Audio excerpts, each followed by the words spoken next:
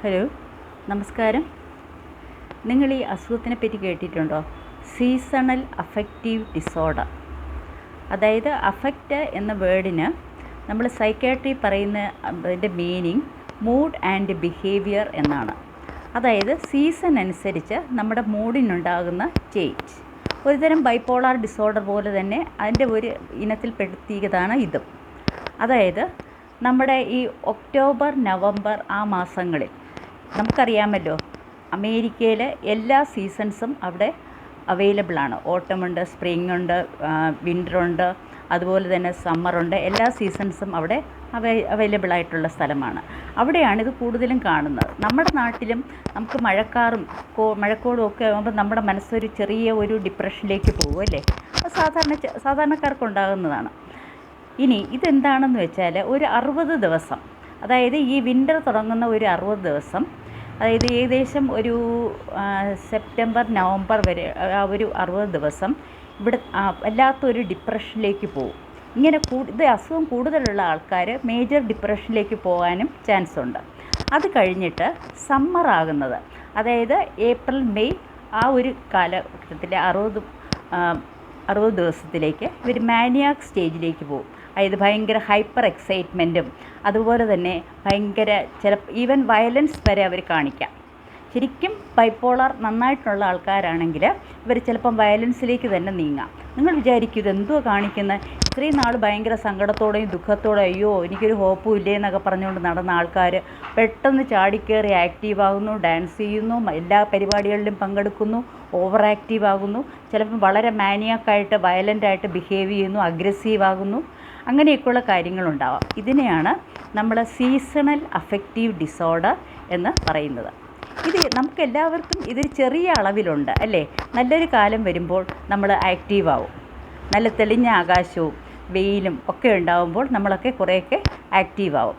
എന്നാൽ അതേസമയം നമ്മൾ ഈ കുറച്ച് ഡള്ളായിട്ടുള്ള ആകെ ഇരുണ്ട് മൂടിയ ഒരു അന്തരീക്ഷമൊക്കെ ആണെങ്കിൽ നമുക്ക് വല്ലാത്തൊരു സങ്കടം തോന്നും. എനിക്ക് ആലപ്പുഴ വെച്ചുണ്ടായിരുന്നു കേട്ടോ. ആലപ്പുഴ വല്ലാത്തൊരു സീസണായിരുന്നു. കാരണം ഞാൻ ട്രിവാൻഡ്രത്ത് ജനിച്ച് വളർന്ന എനിക്ക് ആലപ്പുഴ കല്യാണം കഴിച്ച് പോയപ്പോൾ അവിടുത്തെ ആ കാലാവസ്ഥയുമായിട്ട് ഒത്തുപോകാൻ എനിക്ക് പറ്റാതെ വന്നു. അതെനിക്ക് ചെറിയൊരു ഡിപ്രഷനൊക്കെ ഉണ്ടാക്കി. അതുപോലെ അത് അങ്ങനെയാണ്, അതെന്താണെന്നറിയില്ല. അവിടെയൊക്കെ എനിക്കിഷ്ടം, സത്യം പറഞ്ഞാൽ ആലപ്പുഴ പോയി കാണാനായിട്ട് ഇഷ്ടമാണ്. അവിടുത്തെ ഹൗസ് ബോട്ടിൽ പോകാനും അവിടുത്തെ സ്ഥലങ്ങളൊക്കെ കാണാനും ഇഷ്ടമാണ്. പക്ഷേ അവിടെ ജീവിക്കാൻ എനിക്കെന്തോ താല്പര്യമില്ല. എൻ്റെ എല്ലാ റൂട്ടും തിരുവനന്തപുരത്ത് പത്മനാഭൻ്റെ മണ്ണിലാണ് ഇരിക്കുന്നത്. അവിടുത്തെ ആ മണ്ണ്, അവിടുത്തെ ആ ഭംഗി ഇപ്പോൾ ഒന്നുമില്ല, ഇപ്പോൾ എല്ലാം മാറിപ്പോയി. എങ്കിലും ജനിച്ചു വളർന്ന കാലത്തുള്ള തിരുവനന്തപുരം അതെനിക്ക് ഭയങ്കര സന്തോഷം ഉണ്ടാക്കുന്നതാണ്. അപ്പോൾ നമ്മളിലെല്ലാ പേരിലും ഈ ബൈപ്പോളാർ ഡിസോർഡർ എന്ന് പറയുന്ന ഒരു അസുഖത്തിൻ്റെ ഒരു ചെറിയ അംശമുണ്ട്. അതായത് എന്താണ് ഈ ബൈപ്പോളാർ? 2 പോളിലുള്ള 2 സ്വഭാവങ്ങൾ. അതായത് ഒന്ന് ഭയങ്കര ഒരു depressed mood, desperate mood, hopeless mood. പിന്നെ മറ്റേതാണെങ്കിൽ മാനിയ എന്ന് വെച്ചാൽ violence, hyper activity, hyper excitement, ecstasy, ഭയങ്കര സന്തോഷം, അങ്ങനെയൊക്കെയുള്ളൊരു മൂഡ്. അത് മിക്കവാറും എല്ലാവർക്കും ഉള്ള അസുഖം തന്നെയാണ് ബൈപ്പോളർ. ചെറിയ അളവിലൊക്കെ നമുക്ക് എല്ലാവർക്കും ഉണ്ട്, എല്ലാ പേർക്കും ഉണ്ട്. ആരുമില്ല എന്ന് നിങ്ങൾ എന്നോട് തർക്കിക്കാൻ വരണ്ട, എല്ലാവർക്കും ഉണ്ടത്. പിന്നെ അതിൻ്റെ അളവ് പ്രായം കൂടുന്തോറും കൂടുതലാവാൻ ചാൻസ് ഉണ്ട്. കാരണം എന്താണ്?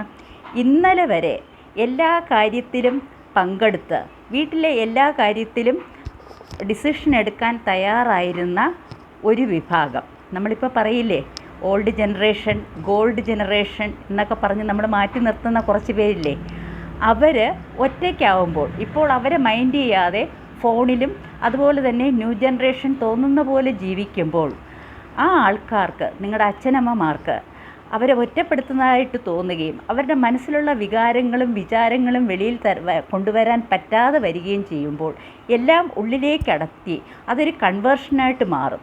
അതൊരു സൈക്കോളജിക്കൽ ഡിസീസായിട്ട് അത് കൺവെർട്ട് ചെയ്യുകയോ അല്ലെങ്കിൽ ഒരു സൊമാറ്റിക് ഡിസീസ്, അതായത് നമ്മുടെ ശരീരത്തിൻ്റെ ഒരു അസുഖമായിട്ട് വെളിയിലേക്ക് വരികയോ ചെയ്യാം.